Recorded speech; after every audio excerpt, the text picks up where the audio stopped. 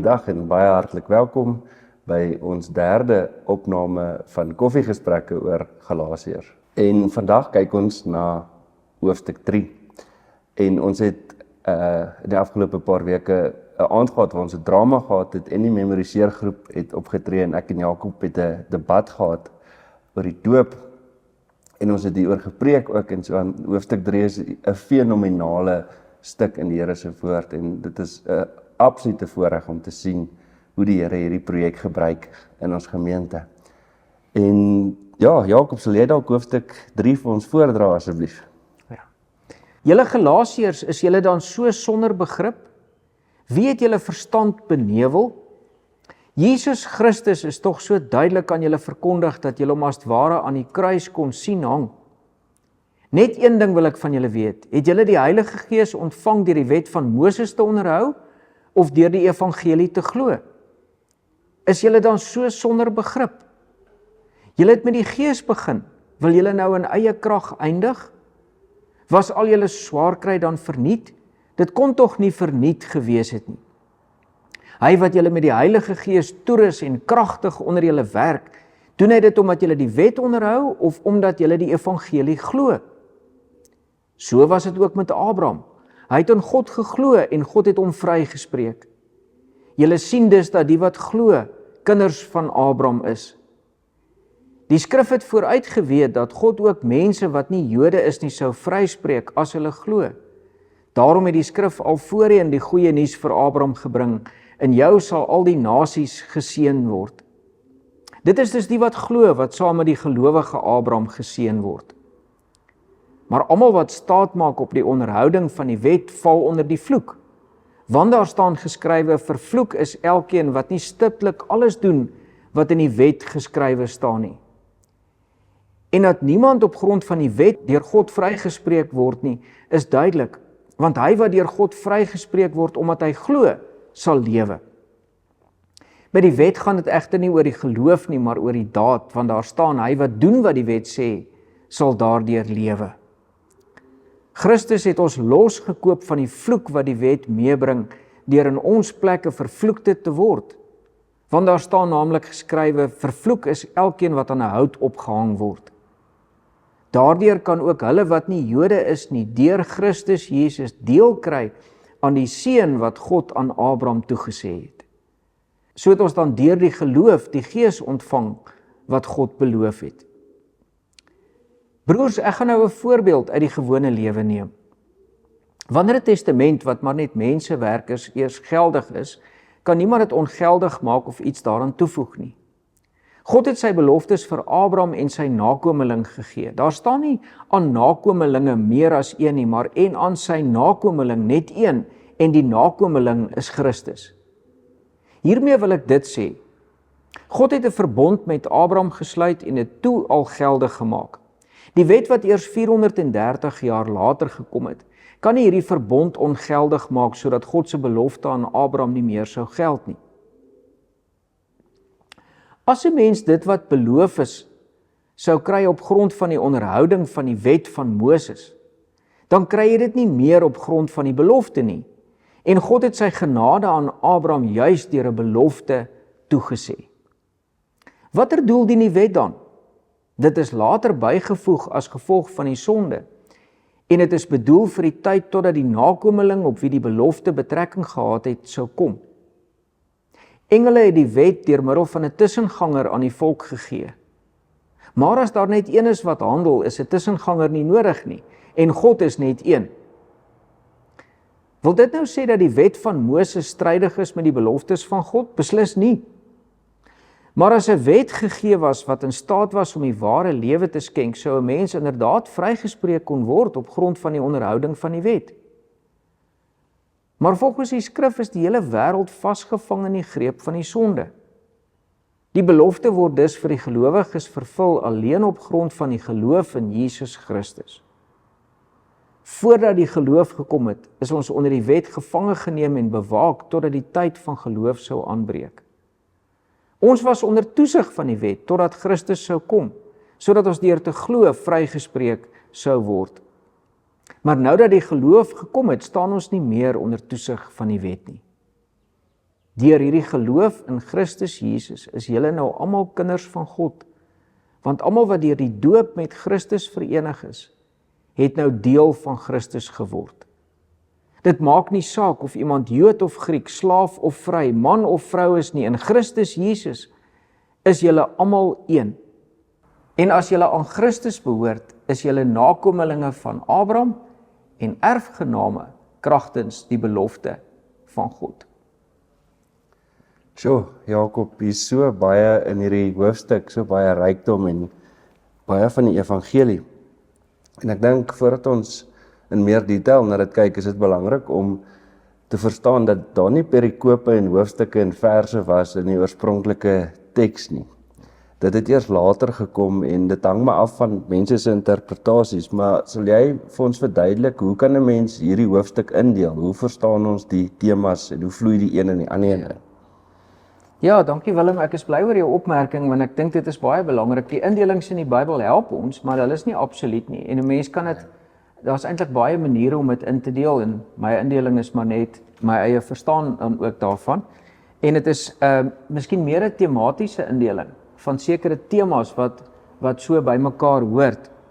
Ek het vir Galasiërs 3 ook, en is reeds uitgestuur, sulke plakate gemaak, en ek gaan hulle gebruik om 'n bietjie oor die net hoofstuk 3 in te deel.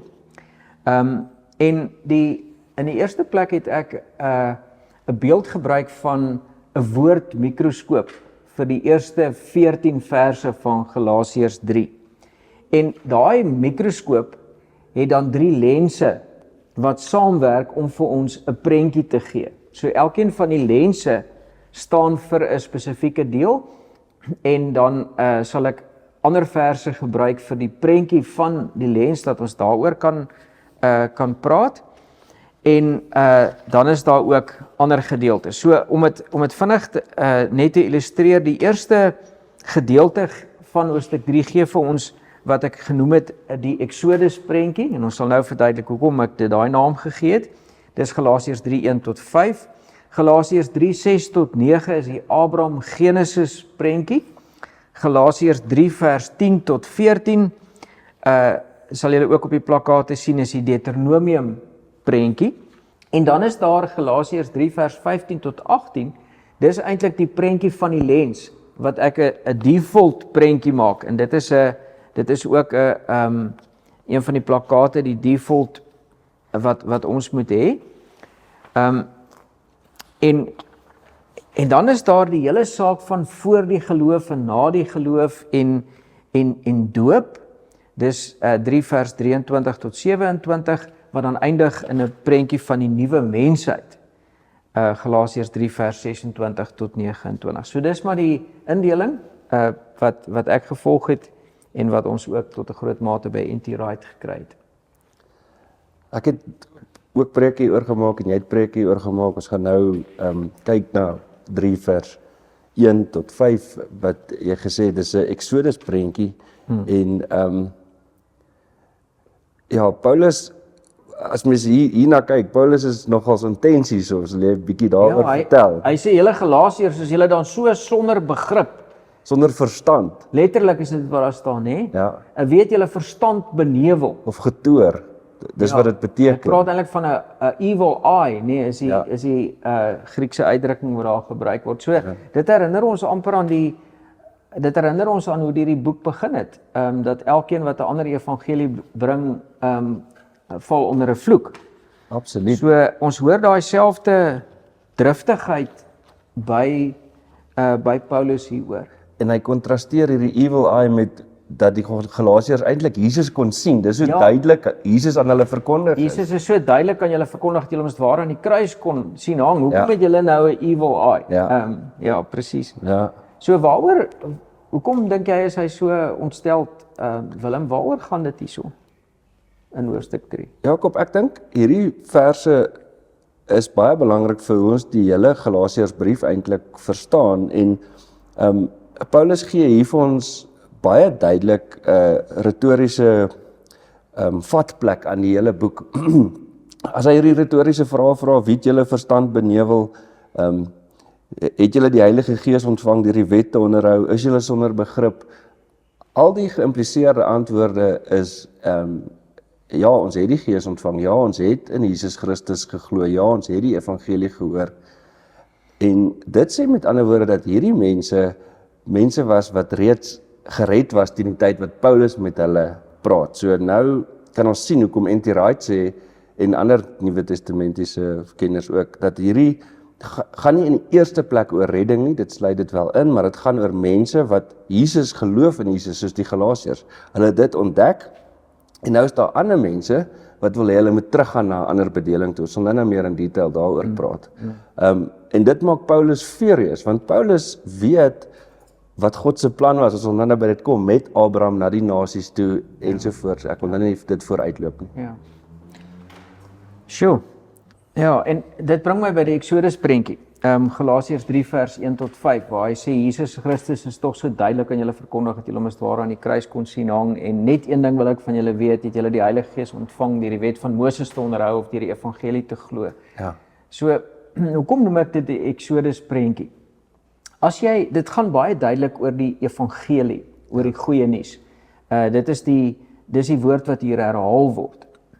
En dit hou verband met, as jy nou dink aan Hebreërs 4, en die mense in die Ou Testament het dieselfde evangelie as ons ontvang, maar dit het hulle niks gebaat nie, omdat hulle nie geglo het wat hulle gehoor het nie. Ja. Dit gaan hier oor die evangelie wat al in die Ou Testament verkondig is. Dis hoekom ek dit die Exodus prentjie noem. As jy vir die Jood sou vra, wat is vir hom die goeie nuus in die Ou Testament voordat Jesus aan die kruis kom hang het, dan sou hy vir jou die Exodus verhaal vertel het. Dis die Pasga, dis die bevryding van slawerny. Ja, hoe ons bevry is uit Egipte. So. En dis die punt wat Paulus hier maak. Julle het deel geword eintlik van hierdie Exodus prentjie. 'n nuwe Exodus. 'n nuwe Exodus vir die Galasiërs en die 'n nuwe Joodse bevryding. Christene. En julle het boonop die diepste wese, die Heilige Gees van Jesus ontvang, omdat julle deel geword het van hierdie Exodus prentjie. So is julle nou van julle koppe af deur verouderde simbole en seremonies nou te wil opplak op hierdie prentjie. Want julle het toegang tot dit alles verkry deur in Christus te glo. En dan gaan hy terug na die Genesis prentjie om te sê wat dit vandaan gekom het. So was dit ook met Abraham. Hy het in God geglo en God het hom vrygespreek. So dit was die eerste lens, is hierdie Exodus prentjie wat duidelik met die evangelie begin. En ook eindig in vers 14, dit omraam dit eintlik met, so het ons dan deur die geloof die Heilige Gees ontvang wat God beloof het. En dan na hierdie Exodus prentjie dan teruggaan na Abraham toe. Wil jy bietjie oor daai tweede prentjie praat? Dit is Galasiërs 3 vers 6 tot 9, die Abraham Genesis prentjie, of die Abraham Genesis lens van die mikroskoop, soos ek dit noem. Hierdie is 'n middelpaaltjie argument van Paulus in my opinie, want hy sê selfs die wet het begin met geloof by Abraham en ook die verbond nog voor die wet, selfs die verbond het begin met geloof. Met ander woorde, hy sê dit gaan hier uiteraard net oor geloof. Nou sit ons met 'n baie moeilike vraag. Vers 6 sê, so was dit ook met Abraham, hy het in God geglo en God het hom vrygespreek. En dis hoe die meeste mense dit teologies verstaan, is as jy glo, word jy vrygespreek, jy word gered, jy aanvaar Jesus as jou saligmaker en verlosser en dan gaan jy hemel toe. Maar dis nie wat hier staan nie. Die vraag wat ons moet vra is, wat het Abraham geglo? En wat hy geglo het, dit sê die teks self, is die beloftes van God. En wat was hierdie beloftes van God? Dit is tweerlei. Die een is dat hy 'n nageslag sal hê, 'n nakomeling. Die volste vervulling van dit is nie Isak nie, maar Jesus. Maar ook dat hy 'n land sal hê, dat hy geseën sal word, dat hy 'n erfgenaam sal wees en dat hy tot 'n seën sal wees vir die nasies.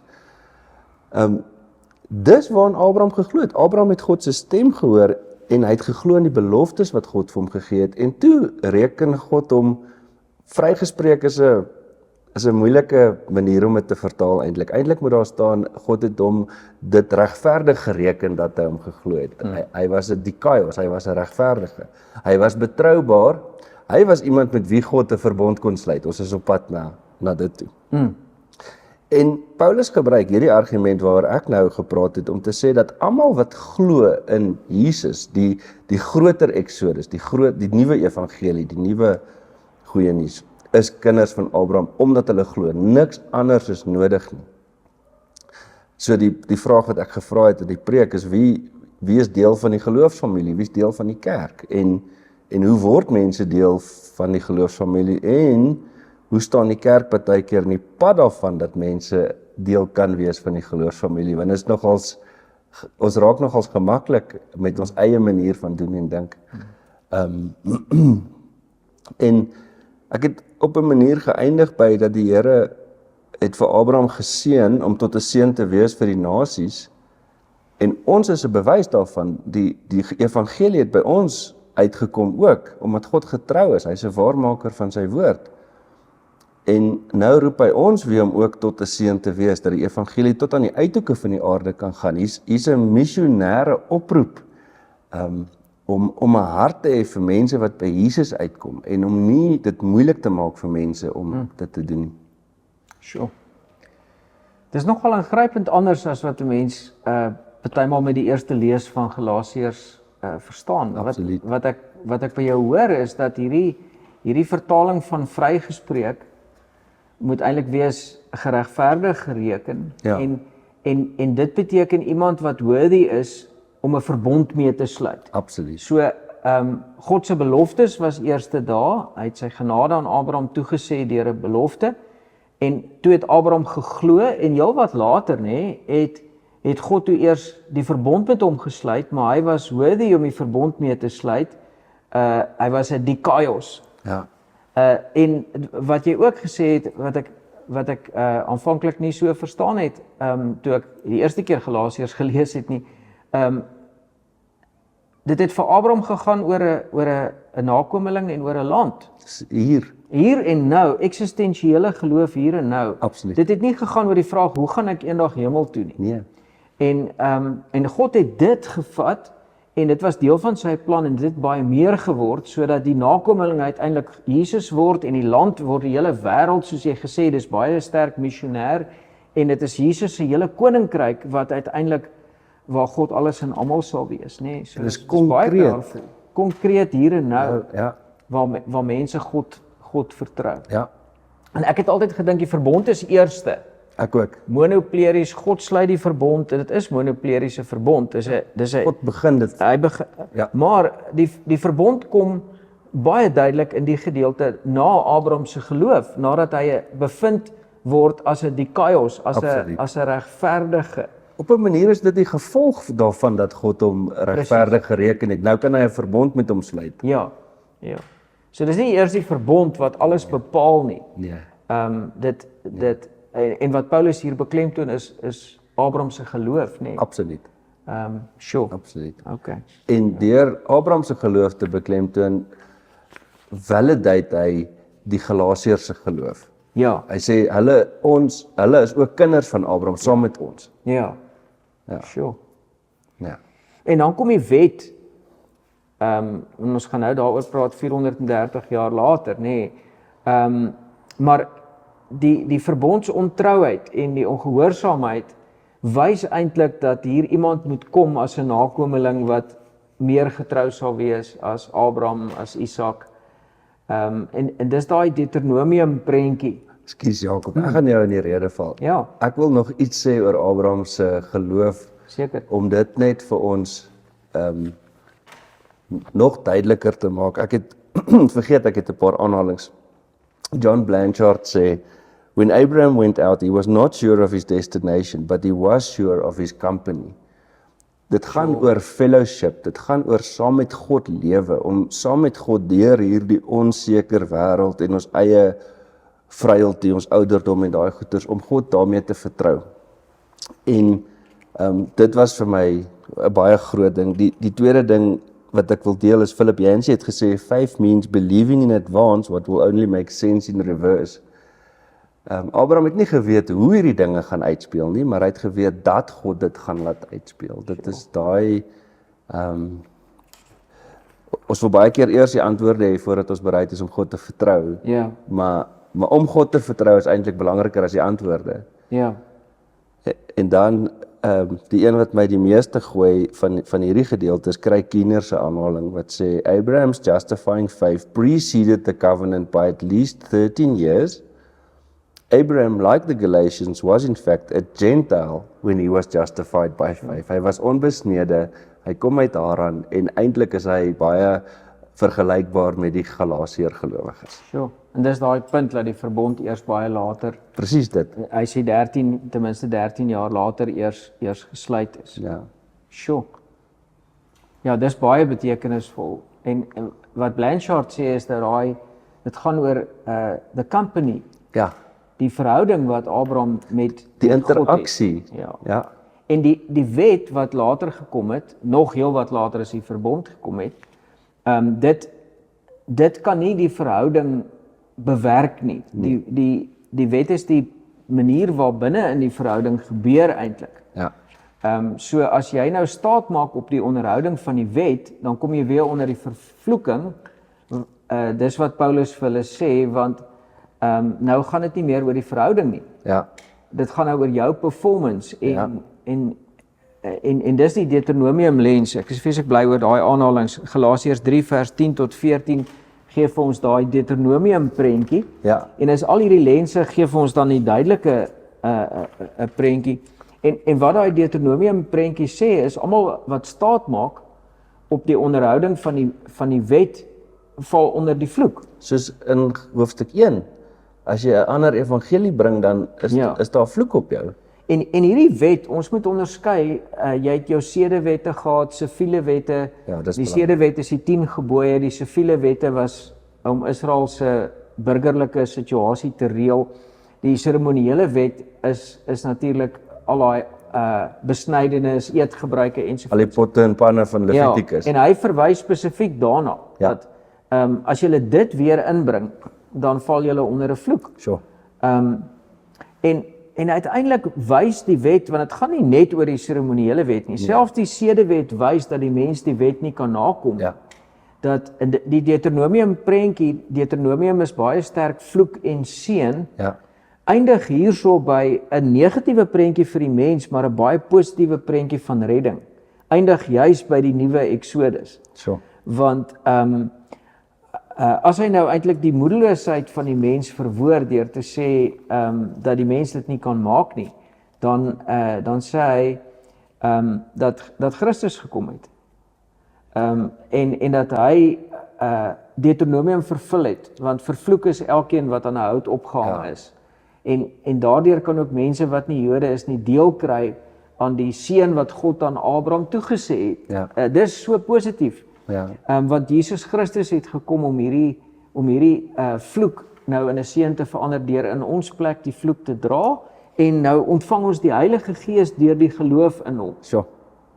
En dis waar hy begin het, nê? Ek het dit al reeds gesê. By die Heilige Gees ontvang, Jesus aan die kruis Geloof. te sien, geloof, Ja. en nou weer die kruis en die Gees. En in die middel is Jesus ook, nê, in daai gedeelte wat jy vertel het oor die geloof, word Jesus eintlik die persoon van die skrif, die lewende woord. Die skrif het vooruit geweet.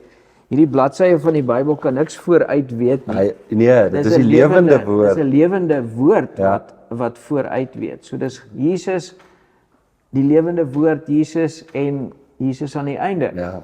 En dis die nuwe Exodus, en dit is wat hoop gee. Ek wil net sê, ek dink dit is so belangrik wat jy aan die begin, heel reg aan die begin gesê het, oor waaroor hierdie gaan, is nie oor hoe gaan ek eendag hemel toe nie. Dis natuurlik daarbey ingesluit. Ja. Maar ek dink hierdie is 'n baie belangrike toepassing wat ons nie moet mis nie. Paulus sê vir die Galasiërs, julle hy wat julle met die Heilige Gees toerus en kragtig onder julle werk. Ek moet vir myself vra, ken ek die Heilige Gees omdat ek in Jesus glo? Ja. Werk die Gees kragtig in my lewe? Ja. Raak ek stil? Hoe het my geloofspad begin? Is God 'n konsep vir my? Ja. Of het ek 'n werklike ontmoeting, 'n geloofsontmoeting met Jesus gehad en daarom beleef ek die krag van sy Gees?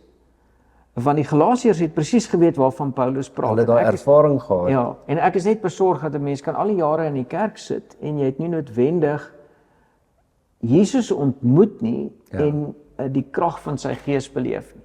Ja. En dan praat ons nou hier van 'n nuwe Exodus, maar mens, jy gaan nie verstaan waarvan ons praat nie. So ek wil maar net daai belangrike toepassing maak. So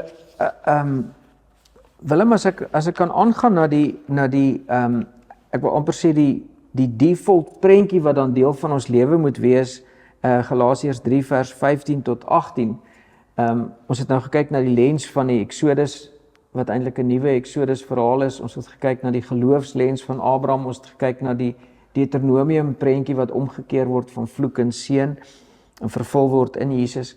As al daai lense saamwerk, dan kry ons eintlik 'n prentjie wat 'n default prentjie in ons lewe moet wees. En dit is vers Galasiërs 3 vers 15 tot 18, waar Paulus eintlik die beeld van 'n testament gebruik en van die wet gebruik. En eintlik sê, ek het dit ook opgesom in 'n plakkaat, dat daai versie wat sê as 'n mens dit wat beloof is kry deur die onderhouding van die wet, dan kry jy dit nie meer op grond van die belofte nie. Ja. En God het sy genade aan Abraham toegesê. Ja. Sy genade juist deur 'n belofte aan Abraham toegesê. Dit was vir my so mooi, ekskuus dat ek jou in die rede val, dat geloof gaan op 'n manier oor God se goedheid. Ja. Dis genade, dit is nie reëls in die eerste plek, reëls en wette nie, dis eintlik eers die vryheid van 'n verhouding met God te hê. Ja. Sure. So daai prentjie dan wat die lense vir ons bring is, God gee sy genade vir ons deur 'n belofte. Geloof word so beklemtoon in die gedeelte. Die verbond is 'n teken daarvan dat iemand getrou is, dat God die verbond met hom sluit, en dan kom die wet 430 jaar later. Die vervulling is die een nakomeling in Isak, wat uiteindelik, ek som maar net op, Jesus Christus is, en dan die Gees wat ontvang word deur die geloof. Dis 'n baie volledige, ryk prentjie, en dan van die Galasiërs af na ons.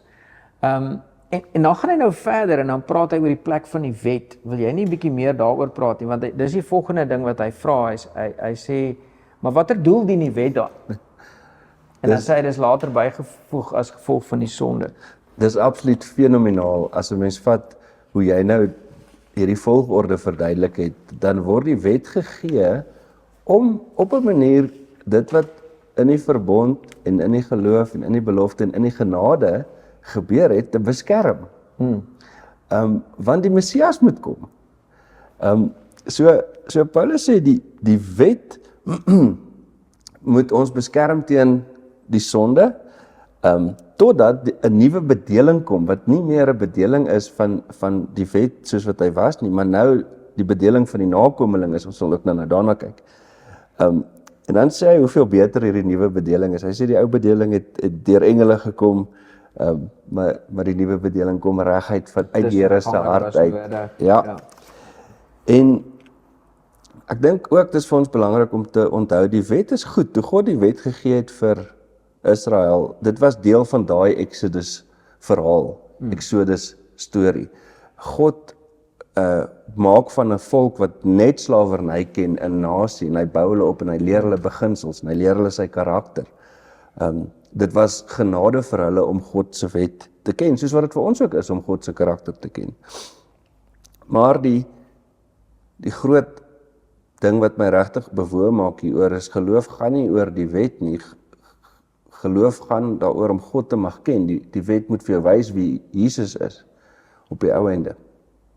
En dit het my gebring by 'n punt waar ek besef het, maar God self is die grootste vervulling van sy eie beloftes, want hy beloof vir Abraham 'n nakomeling, en dit is Isak met 'n klein lettertjie, eerste nakomeling, maar eintlik is dit Jesus met 'n hoofletter. So God vervul sy eie belofte, en dit is die verbond met Abraham in Genesis 15 sê presies dit. God neem self ons las op hom, Hy's 'n genadige God, hy's goed, hy's groot, hy's heerlik, hy's heilig.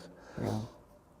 En dit het my, ek weet beelde is moeilike goeters. Dit het my gebring by 'n beeld waar hoe vergelyk mens nou die wet, die vorige bedeling met die nuwe bedeling, en ons het so 'n paar beelde rondgeskop, ek en jy, en die een waarmee ek wil begin is toe ons klein was, het ons almal met skopfietsies by die kleuterskool rondgespeel, en iewers dan word jy 16 of jou pa leer jou bestuur op die plaas of wat ook al, of in die Kreerwiltuin, en dan iewers kry jy jou lisensie, maar terwyl jy leer moet iemand nog langs jou sit en jou oppas, en sê nou maar eendag is jy ryk en jy kry 'n Ferrari, nou ry jy alleen op die N1 af Kaap toe en die aircon is aan en die musiek is aan en jy het hierdie vryheid en hierdie wonderlike belewenis.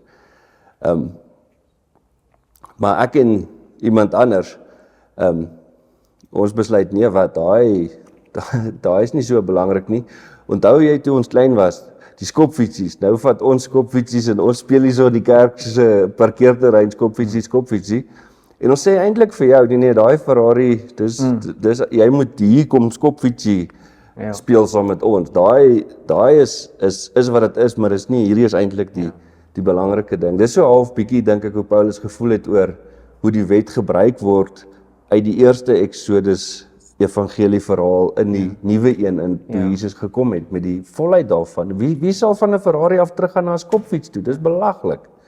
Wie sal die wet wil onderhou ter wille van die wet as hy God self kry wat die vervulling van die wet is wat jy sê. Ja. Jy het nog 'n beeld gehad. Ja, ek het 'n beeld gebruik van daar staan ons is deur die wet gevange geneem en bewaak totdat die tyd van geloof sou aanbreek. Dis nou 'n bietjie verse wat verder aankom. Maar ek het die beeld gebruik van die verpakking van 'n gasstoof. Ja. Ek het 'n gasstoof gekoop vir 'n plaashuis en die verpakking is mooi en goed. En dit is belangrike inligting wat daarop is en dit gee vir jou pyltjies van hoe jy hierdie ding moet dra en dit beskerm en dit bewaar. Maar as die tyd kom om die stoof te gebruik, dan sny jy die verpakking oop. Dan het dit sy doel gedien en dan maak jy jou kos gaar op die stoof en die stoof is gekoppel. En om nou weer, dis eintlik wat hierdie dwaalleraars in Galasiërs wil hê, om nou weer die verpakking terug te sit. Dit gaan die huis in die brand steek. Jy weet dit maak nie sin nie. Ja. En 'n ander beeld toe ons vroeër vandag 'n bietjie voorberei aan het sommer by my opgekom. Ek is lief om ek kweek geelhout boontjies van die bessies, van die sade wat ek so optel onder andere in my eie tuin. En ek het so 'n incubator pot waar ek goeie vrugbare grond in het en dan bære ek nou daai bessies onder die grond en hou hulle nat. En dan op 'n stadium wat ek verwag hulle gaan nou al uitloop, juis nou in Augustus maand, dan grou ek hulle bietjie oop en dan sien jy daai omhulsel, die bessie, is eintlik net die omhulsel in die kos, maar nou het daar wortel so uitgestoot, die lewe was binne in dit. Sure.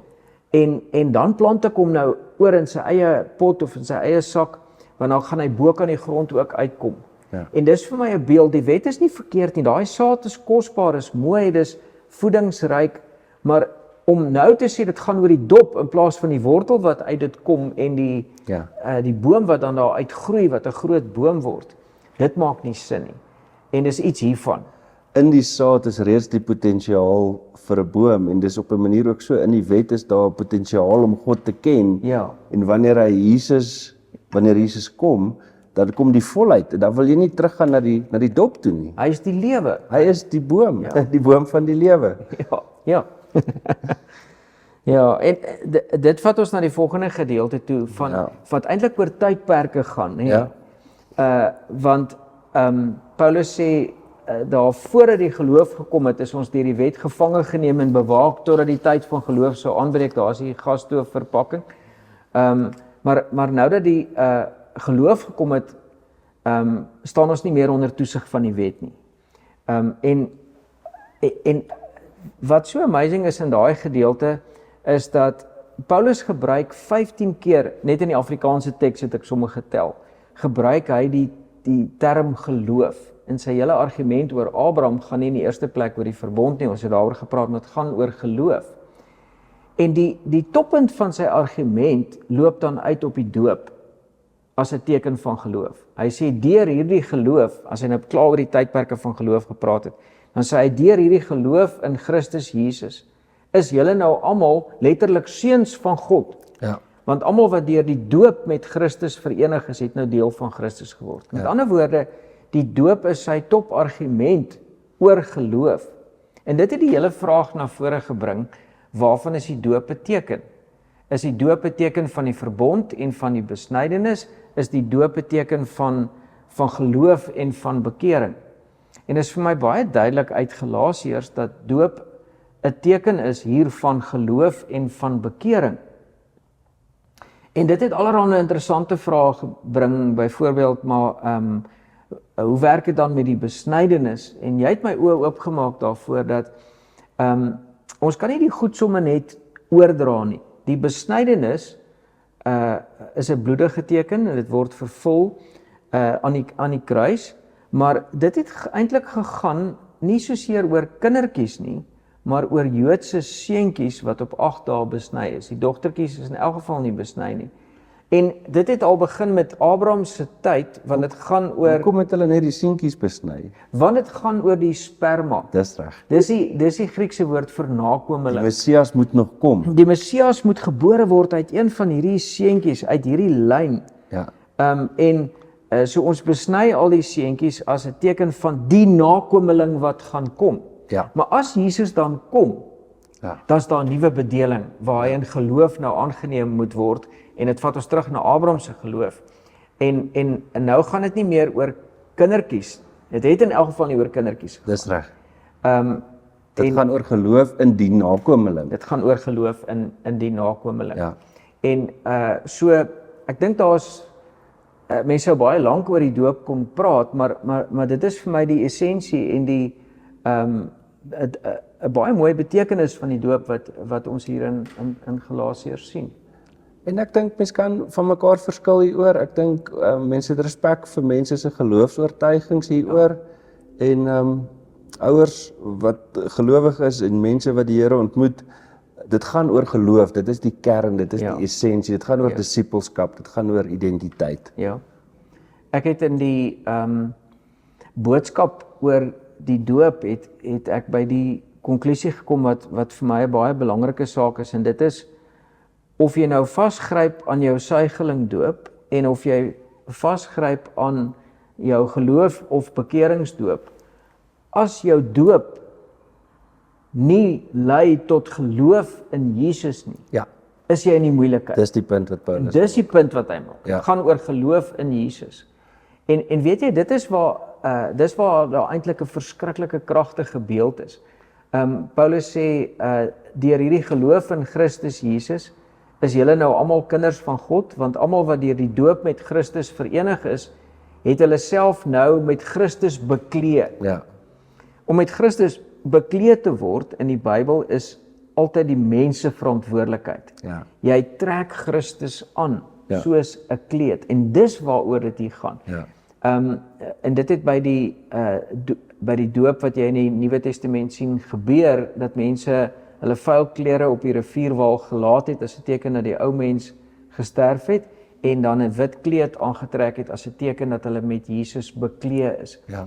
En dis vir my 'n baie mooi simbool. Hoe ons ook al oor die doop dink, die vraag is ek bekleed met Jesus? Het ek vandag vir Jesus soos 'n kleed aangetrek, soos wat ek en jy vanmôre besluit het ons gaan nou hierdie pakkie aantrek vir hierdie gesprek, het ons bekleed met Jesus. En dan is ons veilig, dan is ons verborge in Christus.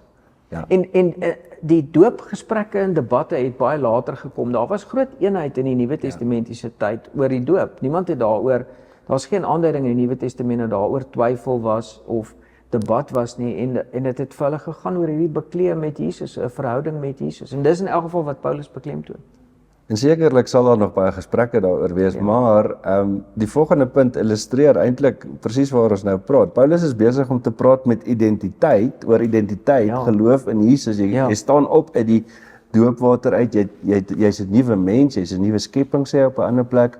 Ja. Maar nou gebruik hy kategorieë. Ek gaan jou nou daaroor laat praat, maar wat gee vir jou toegang tot hierdie identiteit? In die Ou Testament moes jy besny gewees het, jy moes 'n man gewees het op 'n sekere manier, jy moes die wet onderhou het, jy moes jou kultuur moes die van Israel gewees het, jy moes deel gewees het van daai volk in daai tyd.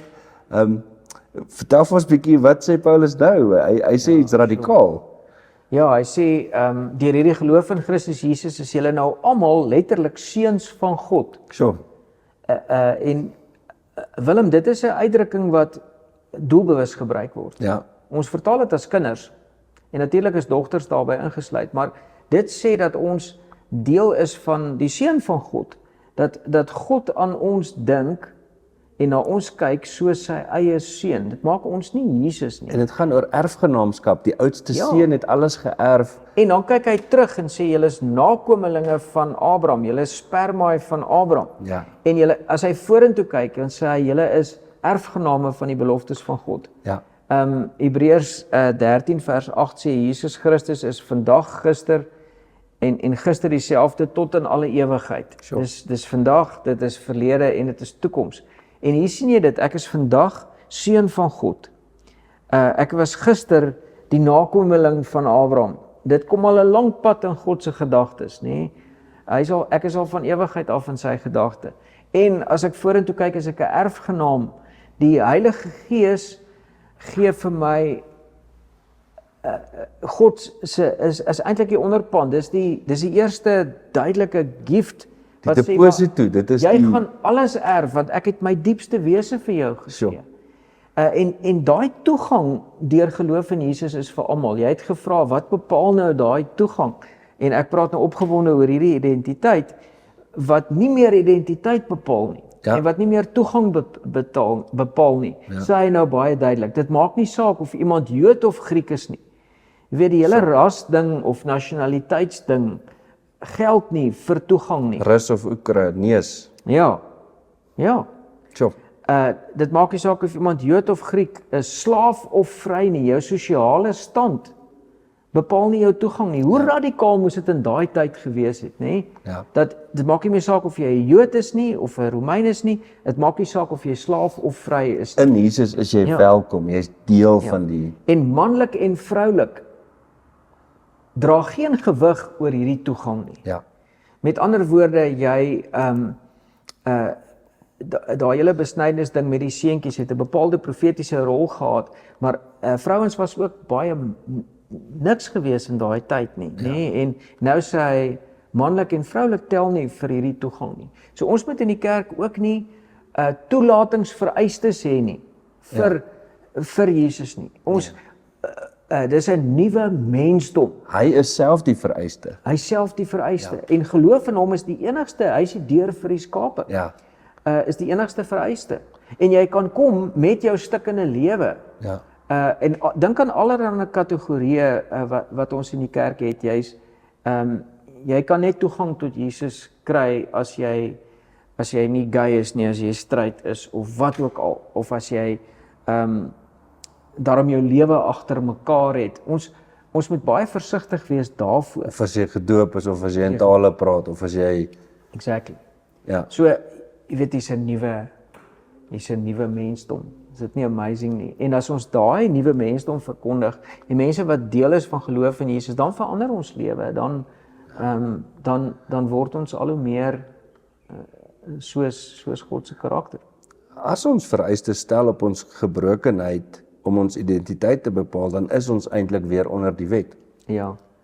En ek stem heeltemal saam met jou. Ek dink die verwysing na manlik en vroulik gaan oor die besnydenis in hierdie situasie. En Paulus is baie radikaal hieroor. Ek haal sommer net aan uit Efesiërs 2 vers 13 tot 15. Die wet van Moses met al sy gebooie en bepalings het Jesus opgehef. Deur vrede te maak het hy in homself hierdie twee, Jode en nie-Jode, tot een nuwe mensheid verenig. Dis 'n nuwe Adam, dis 'n nuwe skepping. Ons is nou by 'n nuwe Genesis. Ons is nou by nuwe hemel en nuwe aarde. En dis waaroor die doop gaan, is om in daai, en dis waaroor geloof gaan, dis waaroor Galasiërs gaan, is om in Jesus te mag wees. Dit is die volheid van dit. So. En mag die Here ons help. Ja. Dat ons in GKL deel sal wees van hierdie nuwe mensheid. Ja. Dankie Jakob. Dankie Willem.